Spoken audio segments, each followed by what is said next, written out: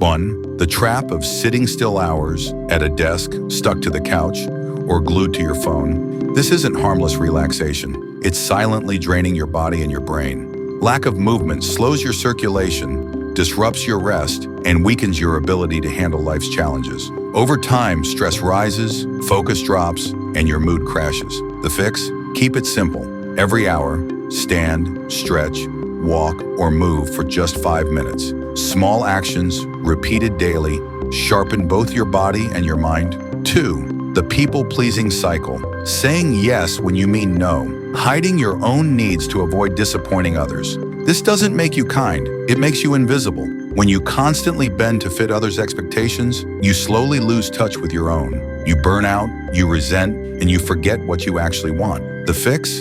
Next time someone asks for your time or energy, pause. Ask, does this feel right for me? If not, practice the courage of saying no. Protecting your boundaries is not selfish, it's self-respect. 3. The illusion of perfection. Perfection looks like ambition, but in truth, it's a prison. Setting unreal standards makes progress impossible. You end up stuck, overthinking, and never finishing. Chasing flawless results leads to stress, delay, and disappointment. Ironically, perfectionists often achieve less, not more. The fix? Embrace progress over perfection. Done is better than perfect. An imperfect action today moves you further than a perfect plan that never leaves your mind. The comparison game. Scrolling endlessly, measuring your life against curated snapshots of others. This is the fast lane to unhappiness. You see their highlight reel but forget your own full story.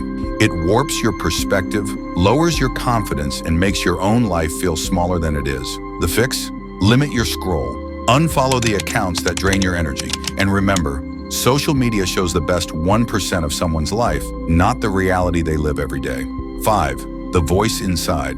That inner critic, the one that tells you you're not enough, that replays mistakes, that predicts failure before you even begin, that's not your ally. That's sabotage. The more you believe it, the more powerless you feel. But here's the truth. You can rewrite the story. The fix? Challenge the thought.